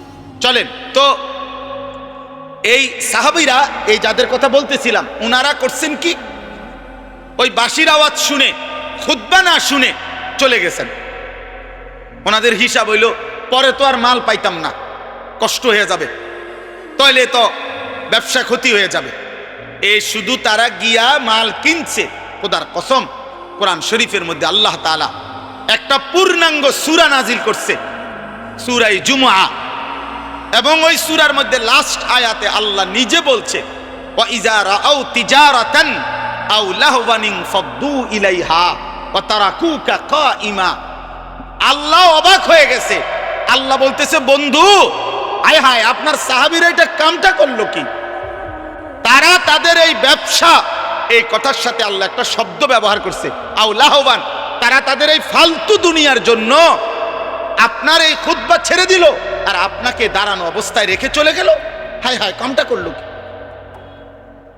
কাজটা করলো কি? এরা গেল কেন? আল্লাহ রীতিমতো অবাক হয়ে গেছে। মহান আল্লাহ বলেন, বন্ধু কাজটা করলো কি? ও তারাকুকা কাইমা, আপনাকে খুতবা অবস্থায় রেখে চলে গেল। কিসের জন্য গেল? ব্যবসা? আও লাহওয়ান, এই তামসা? এই আল্লাহ বলছে তামাশা। সাহাবায়ে কেরাম ফুটবল খেলতে গেছিল, কথা বলে না? সাহাবায়ে কেরাম ফুটবল খেলতে গেছিল, সাহাবায়ে কেরাম মোবাইল টিপতে গেছিল। আপনার মনে হয় এটা? সাহাবায়ে কেরাম কোনো ফালতু কাজে গেছিল? বিয়ের দাওয়াতে গেছিল?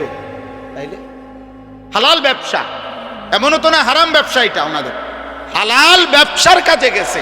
আল্লাহ তাআলা বলছে, হায় হায় হায় হায়, করলা কি? খুতবা ছেড়ে দিয়ে, রসুলের জবান থেকে খুতবা শোনা বন্ধ করে দিয়ে তোমরা তোমাদের এই তামাশায় চলে গেলা, তোমাদের ব্যবসা করতে চলে গেলা। এবার আল্লাহ বলেন, কুল, হে নবী আপনি বলে দেন ওদেরকে, মা ইনদাল্লাহ খায়রুম মিনাল লাহবি ওয়া মিনাত তিজারা। এই খুতবা শুনলে তোমরা যেই নেকি আল্লাহর কাছ থেকে পাইতা, আল্লাহ বলে খোদার কসম বান্দা, তোমাদের এই হাজার লক্ষ কোটির ব্যবসা এবং তামাম দুনিয়ার এই তামসার চাইতে খুতবার দ্বারা আল্লাহ যা দিত তা অনেক ঊর্ধ্বে, অনেক ঊর্ধ্বে, অনেক ঊর্ধ্বে। ভুল করলা তোমরা, ভুল করলা। কেন খুতবা শোনা ছেড়ে দিলা? কি বলেন, নামাজ ছেড়ে দিছে? কি ছেড়ে দিছে? এটা যদি আল্লাহ তাআলা সাহাবায়ে কেরামের এতটা অপছন্দ করে, তাহলে আমাদের 365 দিন খোদার এক বছরে, বলো না যুবক, আজ কত দিন হয়? 365 দিনের এক বছরে কোনো দিন ফজরের নামাজ পড়তে পারলা না। আয় দুর্ভাগা, বদনসিব। এমন মুসলমান কেমনে হইলি? এমন মুসলমান কেমনে হইলি? এমন নাফরমান কেমনে হইলি বাপ? 365 দিনে খোদার এক বছরে একদিনও মনে পড়ে না। ভোরের আলো তোমারে কোনোদিন দেখবে না, সুবহে সাদিক তোমাকে কোনোদিন দেখবে না, ভোরের মুয়াজ্জিন তোমাকে কোনোদিন দেখবে না। আহা আহা, 5 ওয়াক্ত নামাজ দিনের পর দিন যাদের ছুটে যায়, কি কারণে ছুটে যায়? বলেন না আব্বা, কি কারণে ছুটে যায়? কি কারণে ছুটে যায়? কি দোকানদারি করে লাইছেন এক একজন, কি দুনিয়া উল্টাইছে জানি না। আপনাকে কার ঘরে কি আছে মিয়া? সোফা এক সেটের বেশি তো বেশিরভাগ ঘরে 2 সেট সোফা নাই। এটা তো আমার ঘরেও আছে মিয়া। কি বেশি কামাই করে ফেলছেন দুনিয়া মিয়া? হ্যাঁ, এক সেট সোফা, একটা ডাইনিং টেবিল, 6টা চেয়ার, 2টা খাট, 2টা আলমারি, বাথরুম 2টা, বদনা, বালতি, জগ মগ, কাঁচের প্লেট, নুনের বাটি, আর কি তা? কি ফার্নিচার এগুলো? আমি এটুকু ফালতু জিনিসের জন্য এত মিথ্যা বললেন, এত টাকা সুদ খান, 30 বছর ধরে সুদের চাকরি করেন, 30 বছর ধরে অবৈধ উপার্জন করেন। আরে হারামখোর, তোর লোভ কোনোদিন শেষ হবে না, খোদার কসম তোর অভাবও কোনোদিন শেষ হবে না। এই কিস্তি চলতে চলতে, সুদ চলতে চলতে, লোন চলতে চলতে কবরে চলে যাইবা, আর আখিরাতে জাহান্নাম ছাড়া আর কিছুই মিলবে না বেটা। কেউ মাতবরি করেন না, আমিও না, আপনিও না। কোন নাফরমান, কোন পাপী, কোন বেনামাজি, কোন চরিত্রহীন যুবক, নারী দেখো, ছবি দেখো, উলঙ্গ দৃশ্য দেখো, জিনা যে বিচারের দৃশ্য দেখো, হারাম ছবিতে পড়ে থাকো, মোবাইলের উশৃঙ্খলার উলঙ্গতায় পড়ে থাকো, যুবক নিজেকে চালাক মনে করিস না বাপ। তুই এই সমাজের দুশ্মন, তুই এই জাতির কলঙ্ক। চরিত্রহীন যুবক, তুমি মায়ের অপমান, তুমি বাবার লজ্জা, তুমি ইসলামের অপমান। তুমি আল্লাহর নাফরমান, তুমি রসুলের দুশ্মন, পৃথিবী তোমারে মনে রাখবে না। এ বাতে খাইতে পারবা, দুনিয়ায় ভোগ করবা, বেডি সেবার নারী সেবা, শরীর নাপাক করবা, নষ্ট করবা, অবৈধ বীর্যপাত হবে, হারাম বীর্যপাত, খালাস, আর কিছু হবে না। দুনিয়া মনে রাখবে না। বাপ শহীদ শরীফ ওসমান হাদি, এই ইমানদার যুবক রহমতুল্লাহ আলাই, আমি আজকে তার কবর জিয়ারত করে আসছি। এই ইমানদার যুবক, আমার মাটির এই সাহসী সন্তান, এই ইমানদার যুবক প্রমাণ করেছে একই সাথে ঈমান এবং দেশপ্রেম একসাথ করে শুক্রবার জুমার নামাজ পড়ে গুলিবিদ্ধ হয়ে মহান আল্লাহর কাছে নিজেকে পেশ করছে। আল্লাহ বলছে, হাদি তোর প্রতি ফোঁটা রক্তের বিনিময়ে আমি লক্ষ কোটি মানুষের চোখের পানি ঝরাইয়া দিলাম। সে 5 ওয়াক্ত নামাজ পড়তো, সে ফজরের নামাজ পড়তো, প্রতিদিন ফজরের নামাজ পড়তো, সে আল্লাহর কোরআনের হাফেজ ছিল, সে রাসূলুল্লাহ সাল্লাল্লাহু আলাইহি সাল্লামের হাদিস স্পষ্ট বিশুদ্ধ কোরআন পড়তে পারতো, হাদিস পড়তো। তার বাবা আলেম ছিলেন, তার মা পর্দানশীল, তার স্ত্রী পর্দানশীল, সে নিজে মাদ্রাসায় পড়ুয়া ছাত্র ছিল। হ্যাঁ বাবা, একই সাথে তার কলিজায় ঈমান ছিল, একই সাথে তার কলিজায় দেশপ্রেম ছিল। জমিনের মাটির প্রশ্নে, স্বাধীনতা, সার্বভৌমত্ব, আজাদির প্রশ্নে সে একাই বলছিল যে যদি দেশের একটা মানুষও যদি না বলে, তারপরেও ভারতীয় আধিপত্যবাদের বিরুদ্ধে আমি হাদি একাই বলে যাব, প্রয়োজন আমার জমিনের 1 ইঞ্চি কাউকে নিতে দেব না। জমিনের পাহারাদার ছিল, এই মাটির পাহারাদার, আবার ইমানদারও ছিল। এই জন্য দোস্ত, রাজনীতি আরো অনেকে আগেও করছে, এখনো করবে, কিন্তু এই পরিমাণ মানুষের চোখের পানি অঝরে ঝরানো, এটা কঠিন, এটা কঠিন, এটা কঠিন। আজকেও আমি যখন দেখছি, তখনও দেখছি যে জিয়ারত করতেছে সাধারণ মানুষ, যেই দেখলাম যে সব কাঁদতেছে, সব কাঁদতেছে।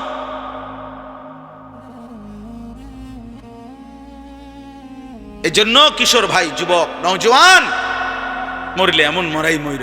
কত হাফেজ, কত আলেম, কত মুফতি, কত মুহাদ্দিস, কত পীর, কত বুজুর্গ, কত আউলিয়া, কত হাফেজে কোরআন, কত 90 বছরের বুড়া মানুষ, 4 বছরের বাচ্চা মানুষ, সবাই চোখ দিয়ে আল্লাহ তার জন্য পানি ঝরাইছে।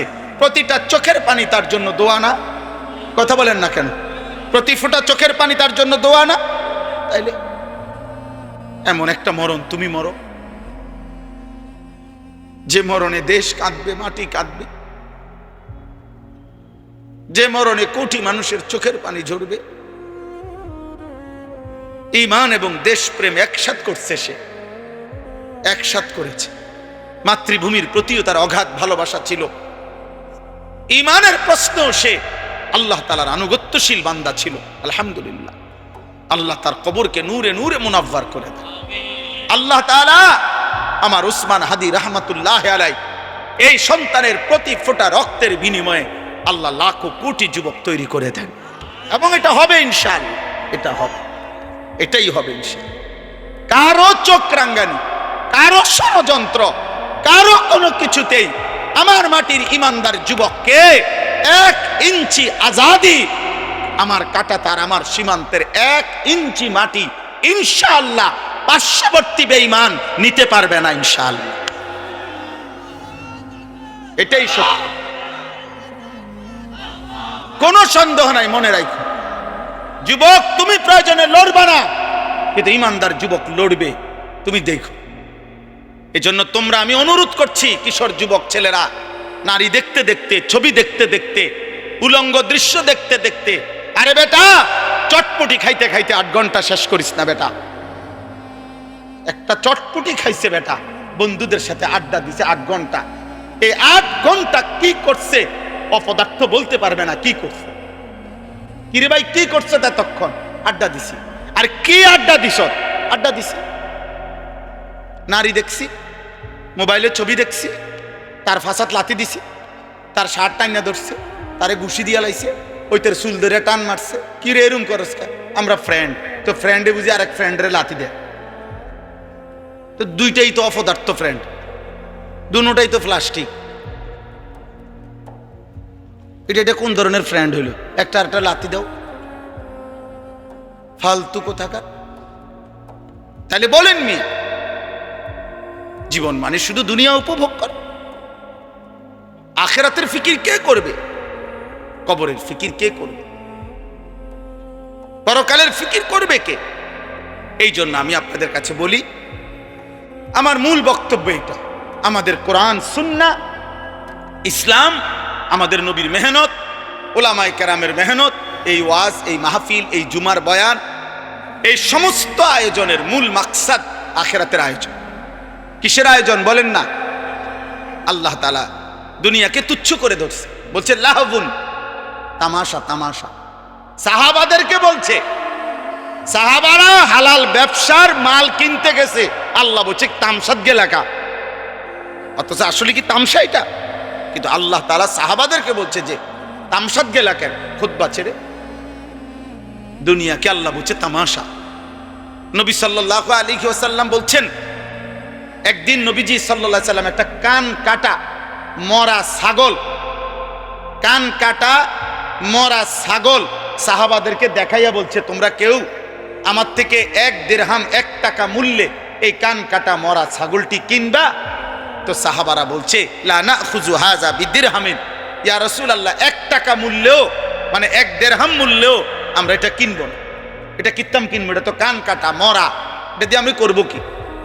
আল্লাহর নবী সাল্লাল্লাহু আলাইহি ওয়াসাল্লাম বলেন, মুসলিম শরীফের হাদিস, নবীজি বলেন, ফাওয়াল্লাহি লাদ দুনিয়া আহওয়ানু ইনদাল্লাহ মিন হাযা আলাইকুম।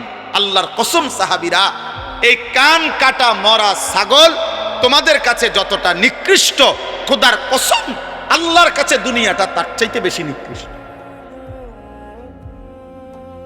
এটা মালিকের কাছে কিছুই না, কিছুই না, কিছুই না, কিছুই না। আমরা এক একজনে মানে এই বিল্ডিং একখানার গদ্দুয়ার গদ্দুর কইরা বাপসা কথা কয়, যে কি মুখ দিয়া কয় না নাক দিয়া কয় বুঝা যায় না, মাতবুরি কয়। কি বিল্ডিং করছেন মিয়া? 6 তলা বিল্ডিং। ইউরোপ আমেরিকার মধ্যে 6 তলা বিল্ডিং এর মধ্যে তো ছাগলও ফালে না। দেখেন মিয়া কি, আমি এই 70-80 লাখ টাকা দামের এসব প্রাইভেট কার দিয়া জাপানে ঘাস টানে। আপনি জিজ্ঞাসা করেন, আমি জিজ্ঞাইছি, ছাগলের ঘাস টানে,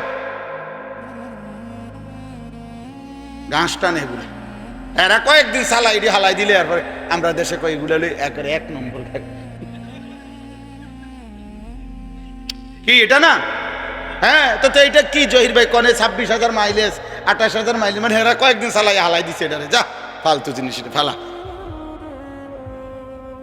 এইটাই আমাদের দেশের সবচেয়ে ব্র্যান্ডে বিশাল কিছু, ওটা ওরা ফালাই দিছে, ফালাই। আমার একজন পরিচিত আছে, উনি বলছে অস্ট্রেলিয়া থাকে উনি, আমি ওনারে জিজ্ঞাসা করছি আপনি কি করেন অস্ট্রেলিয়া?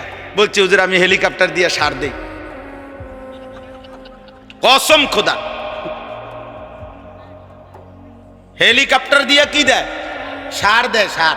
মানে কোম্পানির সবজি প্রজেক্ট এত শত একর, হ্যাঁ এগুলো কোনো 8টা সার দিব এই সিস্টেম না, অটো দিয়ে দিলে হইতো না, সিএনজি দিয়ে দেওয়া যায় না, এগুলো হেলিকপ্টার দিয়ে সার দেয়। আমাদের বাংলাদেশে হেলিকপ্টার দিয়ে সার দিব কোন বছর? এই 12 তারিখের পরে। এই দোয়া করেন, 12 তারিখ নির্বাচন না, 12ই ফেব্রুয়ারি, 13-14 তারিখের দিকে ইনশাল্লাহ প্রত্যেকের ঘরে ঘরে হেলিকপ্টার পয়সা যাবে সার দেওয়ার জন্য। যেই বিবৃতি চলতেছে এক একজনের, সুবহানাল্লাহ, কি হয় বলা যায় না, কি হয়। শেষ পর্যন্ত আমরা যার যার দেশে থাকতে পারি কিনা, নাকি সকলেই একবারে বেডিং টেডিং নিয়ে চাঁদের দেশে বা মঙ্গল গ্রহে চলে যায় কিনা, সম্ভাবনা আছে। যেই আশ্বাস দিতেছে সবাই, মাশাআল্লাহ, আশা করা যায়, আশা করা যায় হয়তো চাঁদে বা মঙ্গলে আমরা গদ্দুয়ার করতে পারবো, আশা করি। ব্যাপক উন্নতি হয়ে যাব দেশের, অনেক কিছু। হ্যাঁ হ্যাঁ ইনশাআল্লাহ। তাইলে দুনিয়া তো বেঈমান আমাদের চাইতে বেশি ভোগ করছে। আমি বুঝাইতে চাচ্ছি এটা, ওরা তো হেলিকপ্টার দিয়ে সার দেয়, আর আমরা তো এখনো অটোতে চলি। দুনিয়া হবে না বাপ, দুনিয়া নিয়ে তামাশা করলে মোমেন হবে না। ইমানদার দুনিয়া না, ইমানদারের আখিরাত। ওয়ালাদ-দারুল আখিরাতু খায়রুল লিল্লাযিনা ইয়াত্তাকুন আফালা তাকিলুন। আল্লাহ বলেন আখিরাতের ঘর জান্নাত মুত্তাকিদের জন্য, সেটাই উত্তম। তোমরা কি বুঝবে না? আল্লাহ বুঝে। কুল আউনাব্বিউকুম বিখাইরিম মিন যালিকুম। আল্লাহ বলেন নারীর সৌন্দর্য, সন্তানাদির আকর্ষণ, সম্পদের আকর্ষণ, জন্তু জানোয়ারের আকর্ষণ, ক্ষেত ফসলের আকর্ষণ, এগুলো সব আমি দিছি। আমি জুইয়িনা, আমি দিছি বান্দা, আমি দিছি। আল্লাহ বলেন এই দুনিয়ার এই সব আয়োজন যা আমি সাজিয়ে দিয়েছি তোমাদের জন্য, তার চাইতে উত্তমটা কি সেটা কি আমি তোমাদেরকে বলবো? আল্লাহ নিজে বলতেছে কুল আউনাব্বিউকুম, আমি কি বলবো তোমাদেরকে? তো আল্লাহ নিজেই বলেন লিল্লাযিনা তাকাউ ইনদা রাব্বিহিম, তোমরা যারা যারা আমি আল্লাহকে ভয় করে আমার উপরে তাকওয়া রেখে গুনাহ ছেড়ে দিয়ে আখিরাতে আসবা, জান্নাতুন তাজরি মিন তাহতিহাল আনহার খালিদিনা ফিহা, অনন্তকালের জান্নাত আমি আল্লাহ তোমাদের হাতে তুলে দেব। আর জান্নাতের এক কোণা, জান্নাতের এক নিয়ামত, খোদার কসম তোমার দুনিয়া লক্ষ কোটি বারের চাইতেও অনেক উত্তম, অনেক উত্তম, অনেক উত্তম। আপনি যদি বলেন আপনার সন্দেহ হয়, ঠিক আছে, আপনার সন্দেহ নিয়ে থাকেন আপনি, আমার ইয়াকিন হয়। আপনি যদি টেলিভিশনের খবর আপনার এতটা বিশ্বাস হয়, চ্যানেলের খবর আপনার এতটা বিশ্বাস হয়, বিজ্ঞান বইয়ের পড়া আপনার এত বিশ্বাস হয়, পদার্থ বিজ্ঞানের পড়া আপনার এত বিশ্বাস হয়, জীববিজ্ঞানের পড়া আপনার এত বিশ্বাস হয়, দুনিয়ার বাংলা অঙ্ক ইংরেজি বইয়ের পড়া আপনার এত বিশ্বাস হয়, এত বড় কায়নাতের মালিক আসমানওয়ালা রব, তার কথা আমার বিশ্বাস হবে না কেন? কেন হবে না বিশ্বাস? কেন হবে না? হ্যাঁ বলেন, যুক্তি কি বলে, ইনসাফ কি বলে? কোরআনের কথা বিশ্বাস হবে না কোন যুক্তিতে? কেন? কারণটা কি? আপনার কাছে কি কারণ আছে বলেন, যে কারণে আপনি আস্থা রাখতে পারতেছেন না? রাসূলুল্লাহ সাল্লাল্লাহু আলাইহি সাল্লামের কথার উপরে আপনার আস্থা হচ্ছে না কেন বলেন? আমার শায়েখ আল্লামা মুফতি মুশতাকুন নবী কাসিমি হুজুর অনেক সময় এটা বলে, জিকিরের কথা, আল্লাহর জিকির বলতে বলতে ওয়াজে হুজুর অনেক সময় আবেগে জোশ উঠলে হুজুরে বলে যে হে আল্লাহর বান্দারা, শ্রোতাদেরকে বলে যে দেখেন আমি আপনাদেরকে এতক্ষণ বললাম যে আল্লাহকে ডাকেন, আল্লাহকে ডাকেন, আল্লাহকে ডাকেন, যদি আপনারা কেউ না ডাকেন শেষ পর্যন্ত আমি মুশতাকুন নবী কসম করে বললাম আমি আল্লাহকে ডাকবই ডাকবো। ঠিক তেমনি ভাবে আপনারা হাজারবার প্রত্যাখ্যান করেন, নওজোয়ান ভাই তুমি আল্লাহকে ছেড়ে দাও, বাকি মনে রাখো যাকে ছেড়ে দিছো ও চিরেই তুমি তার কাছেই যেতে হবে। হ্যাঁ নিশ্চিত, নিশ্চিত, কোনো সন্দেহ। আল্লাহ আমাদেরকে তৌফিক দান করেন, আল্লাহ আমাদেরকে কবুল করেন। শেষ আমার ওয়াজ, আমার মূল বক্তব্যের কথাই আপনার কাছে, আমার কাছে, কিশোর ভাই, যুবক ভাই, বয়স্ক বাবা, অনেক বুঝমান আমার অনেক ঘনিষ্ঠ মানুষ আছেন এখানে আপনারা, এবং পর্দার আড়ালের মা বোন, প্রত্যেকের কাছে আমাদের মুসলমান, আমরা আমাদের পরিচয় আমরা মুসলিম, অতএব খুদার কসম এক মোমেন, এক মুসলমানের মূল পরিচয় আখিরাত, মূল ফিকির আখিরাত, মূল চেতনা আখিরাত, মূল প্রস্তুতি আখিরাত, মূল আয়োজন আখিরাত, আখিরাত, আখিরাত। আল্লাহ আমাদেরকে আখিরাতের প্রস্তুতি নেওয়ার তৌফিক দান করেন। আল্লাহ তাআলা বলেন বিসমিল্লাহির রহমানির রহিম, আলিফ লাম মিম। এটা কোরআনের একটা মুজিজা।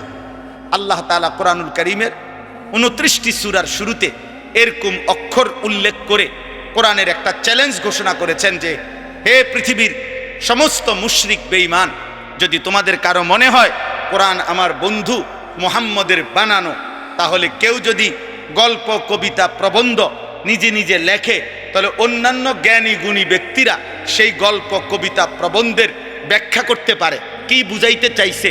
অন্যান্যরা এটা দেখলে বোঝে, কারণ বাংলা পড়ছে এরকম তারও অনেকেই, অঙ্ক পড়ছে এটা তারও অনেকেই, ইংরেজি পড়ছে এটা তারও অনেকেই পড়ছে। তো এই জন্য একজনের লিখা, একজনের কবিতা, গল্প, অন্যান্য স্যারেরা, অন্যান্য শিক্ষিতরা এটা বুঝাইতে পারে না, ব্যাখ্যা করতে পারে না। তো আল্লাহ তাআলা বলছে যদি ভাবো কোরআন আমার বন্ধু মুহাম্মদের বানানো, তো সে আর তোমরা একই জনপদের, একই এলাকার, একই ভাষাভাষী, একসাথেই বেড়ে উঠছো, অতএব তার বানানো এই কথা তো তোমরাও ইচ্ছা করলে ব্যাখ্যা করতে পারবা, বুঝাইয়া বলতে পারবা। তাহলে মুহাম্মদের বানানো আলিফ লাম মিম এই 3 অক্ষরের অর্থ কি? কও কও কও। তোমার আব্বারে ডাকো, তোমার 14 গোষ্ঠীরে ডাকো, যা কও এটার অর্থ কি।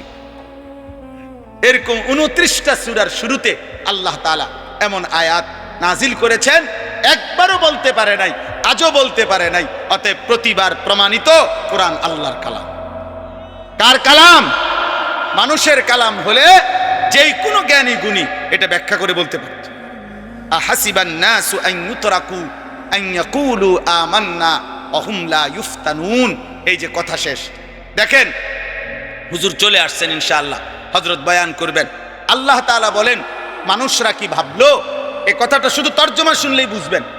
আল্লাহ তাআলা বলেন আমার বান্দারা কি ভেবেছে যে তারা শুধু মুখে বলবে আমি মুসলমান, আমি মুমিন, এটুকু উচ্চারণ করবে। ভোটার আইডি কার্ড দেখেন আমার ধর্ম ইসলাম, জন্ম নিবন্ধন সনদ দেখেন আমার ধর্ম ইসলাম, পাসপোর্টে দেখেন আমার ধর্ম ইসলাম, হ্যাঁ মুখে বলবে আমি মুসলমান। আল্লাহ তাআলা বলেন ওহুম লা ইফতানুন, আমি আল্লাহ এ শুধু দাবি করবে মুসলমান, আর আমি কোনো পরীক্ষা না নিয়ে আমার বান্দাকে ছেড়ে দেব, জান্নাত দিয়ে দেব। এই কি ভেবেছে বান্দা? এই কি ভেবেছ?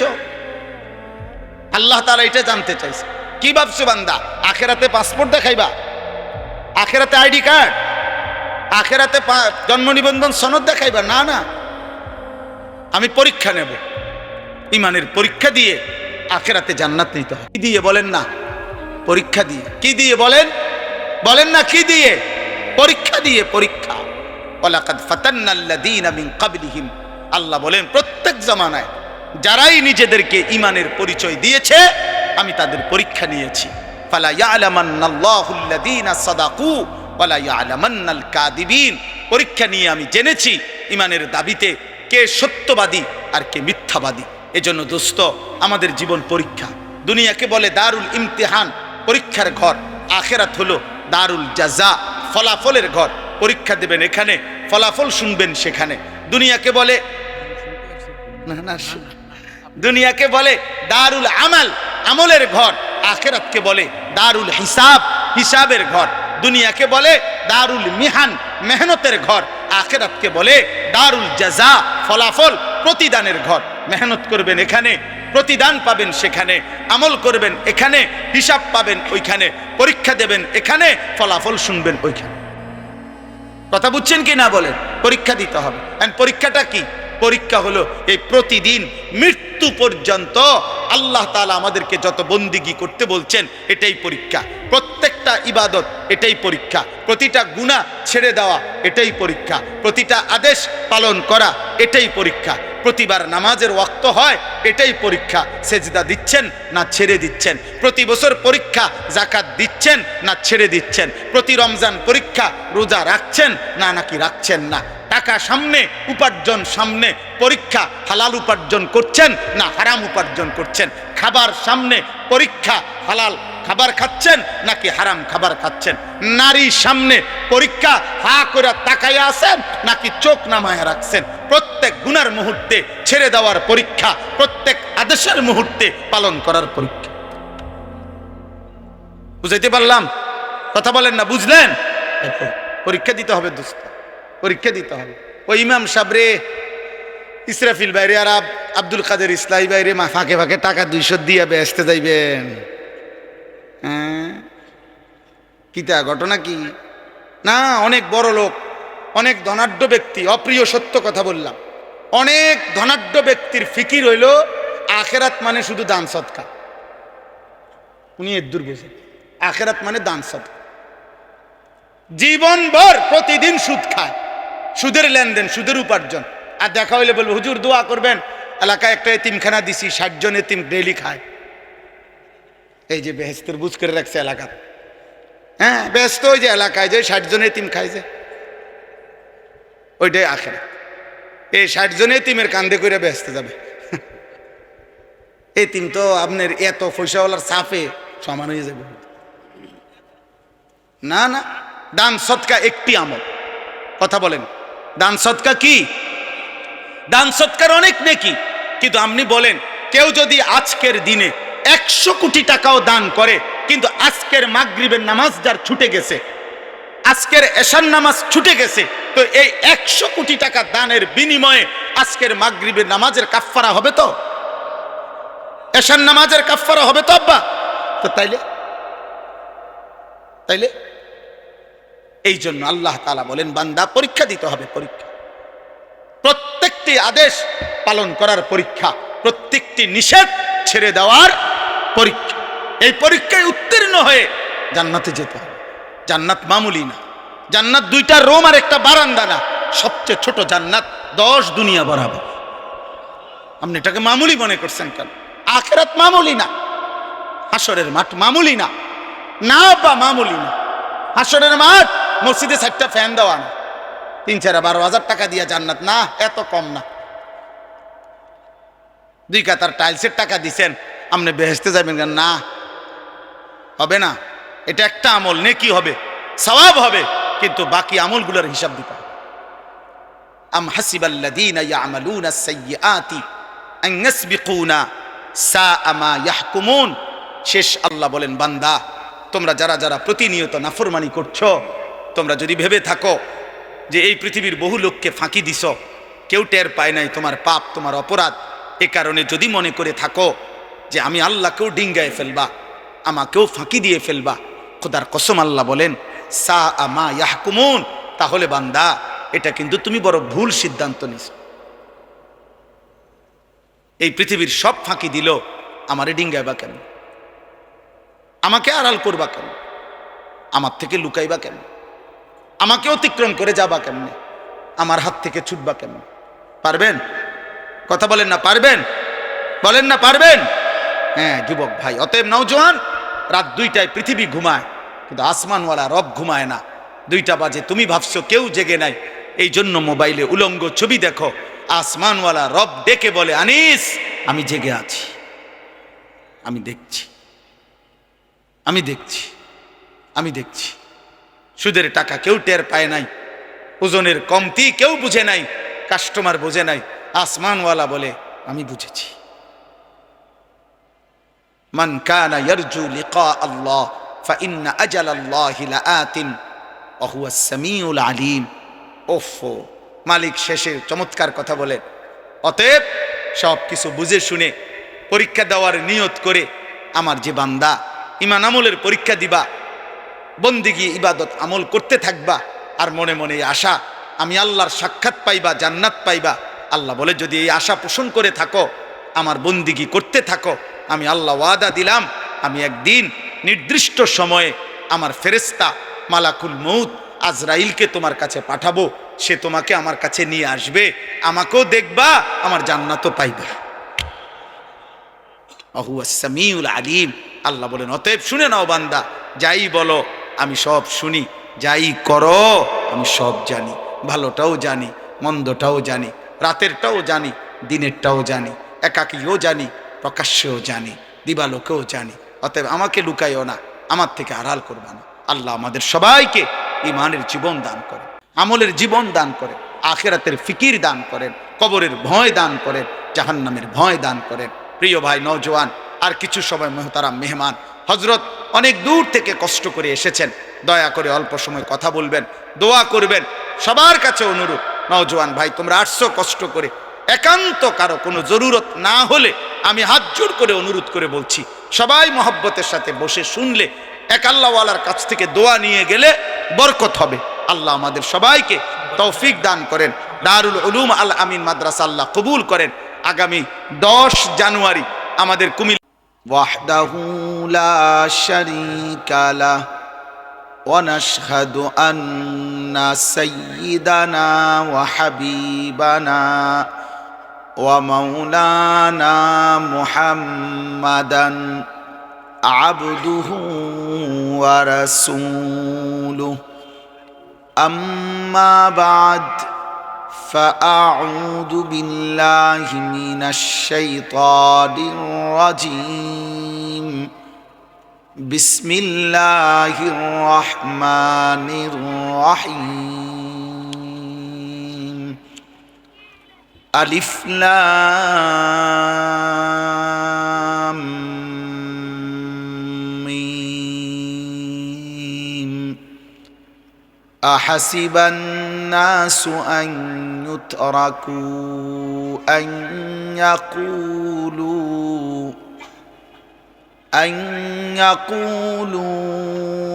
আমান্না ওয়া হুম লা ইফতানুন ওয়ালাকাদ ফাতান্নাল্লাযীনা মিন ক্বাবলিহিম فليعلمن الله الذين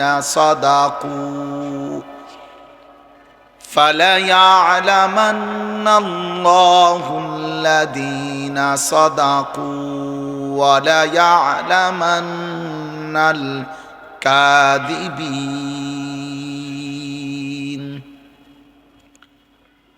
أم حسب الذين يعملون السيئات أن يسبقونا ساء ما يحكمون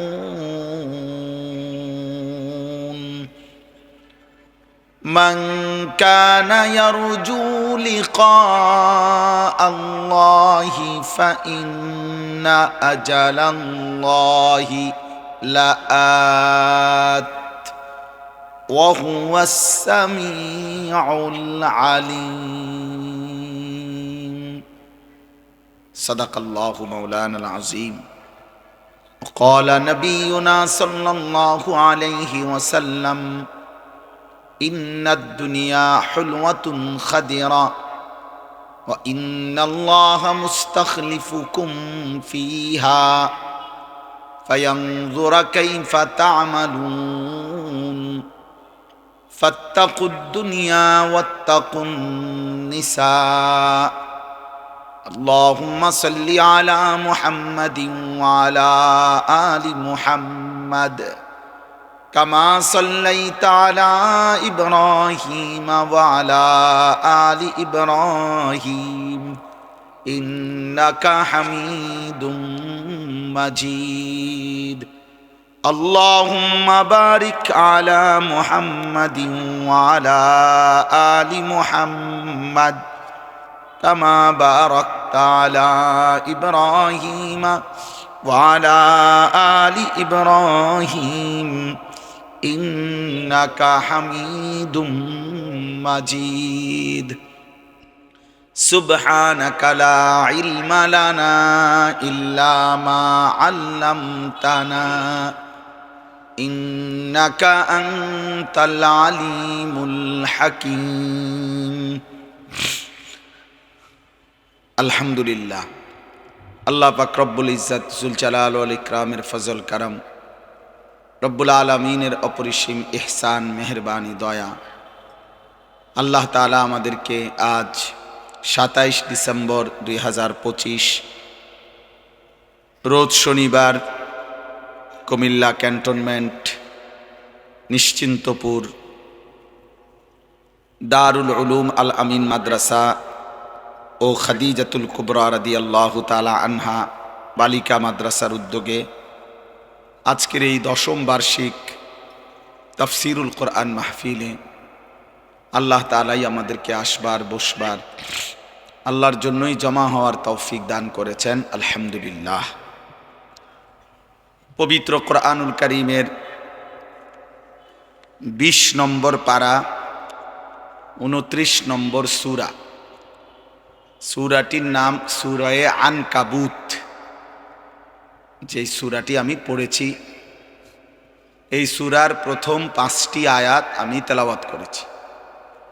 একেবারে অল্প একটু সময় আপনাদের সামনে এই 5টি আয়াতকে সামনে রেখে সামান্য কিছু কথা আরজ করতে চাই। যে কয়েকজন ভাই আপনারা দাঁড়িয়ে আছেন, আমার একটা জিনিস আশ্চর্য লাগছে যে আপনাদের পরে ভিতরে আইসা অনেক লোক বসছেন, কিন্তু আপনাদের সামনে আমি যখন খুতবা পড়তেছিলাম তখন দেখছি এটা। তো একটা জিনিস ভালো লাগলো আর কি, যে পরে আইসা অনেকে জায়গা মিলল কিন্তু ওনারা আগে থাকতেই দাঁড়ায় রইল, এটা আমি খেয়াল করছি।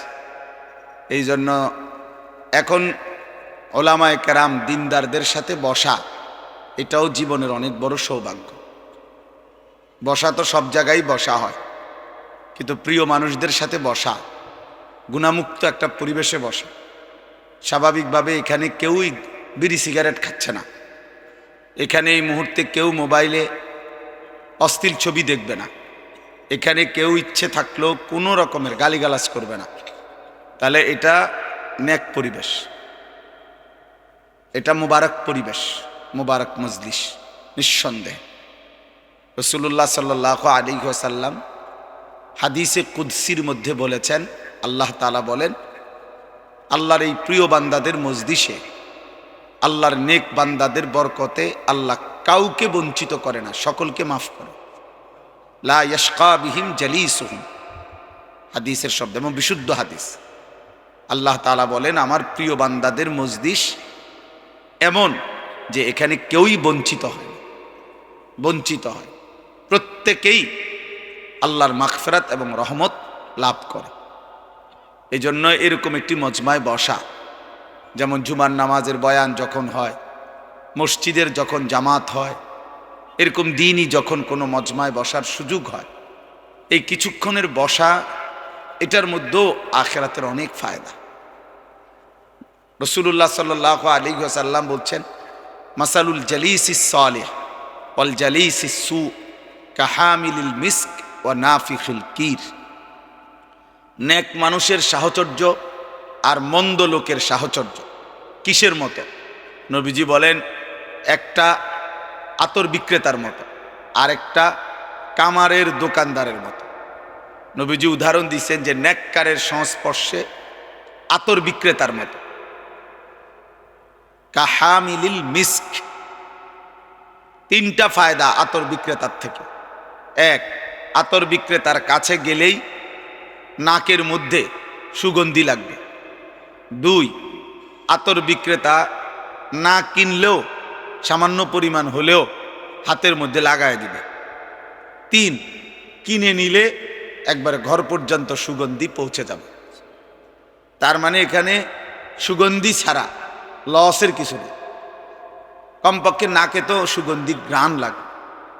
আল্লাহ নবী সাল্লাল্লাহু আলাইহি ওয়াসাল্লাম বলছেন, উত্তম সঙ্গীর উদাহরণ এমন যে তার থেকে উপকারী উপকার, উপকারী উপকার। নেক মানুষের তাকিয়ে থাকাও বরকত। আমাদের খুলনার হজরত, আমার পরম শ্রদ্ধেয় মুরব্বী আরিফ বিল্লাহ হজরত মাওলানা মুফতি নুরুল আমিন সাহেব, এই মসজিদে আমাদের হজরত মাওলানা আব্দুল কাদের ইসলাহি ভাই যে মসজিদে, এই যে আপনাদের এই মসজিদে, উনি একদিন সামান্য সময় কথা বলছিলেন। হজরত আসছিলেন, আমরাই আনছিলাম ওনাকে অনেক আগে। তো হজরত বলছেন যে যেই মসজিদের ইমাম মুয়াজ্জিন আল্লাহর ঘরে খেদমত করে, ওই ধারাবাহিক ওই ইমাম মুয়াজ্জিন যিনি আল্লাহর ঘরে খেদমত করছেন, আপনার যদি সময় না থাকে, হজরত বলছেন যে শুধু কিছুক্ষণ সময়, 1 মিনিট 2 মিনিট 5 মিনিট ওনার সামনে বসবেন। হজরত নসিহত করছেন, আমি নিজে শুনছি যশোর এক বয়ান। হজরত বলতেছেন যে শুধু ইমাম সাহেবের সামনে বসবেন, বসে ইমাম সাহেব যদি জিজ্ঞাসা করে কেন আসছেন, বলে না কোনো কারণ নাই হুজুর, এ আপনার দিকে একটু তাকাইতে আসছে। নিঃসন্দেহে হজরত বলছেন আল্লাহ তাআলা এর মাধ্যমেও কলিজার মধ্যে আখিরাতের নূর দান করে। এ তাকিয়ে থাকা, এটা আপনি বুঝতেন না, আপনি বুঝতেন। শুধুমাত্র যাদের কাছে যান্ত্রিক পৃথিবী,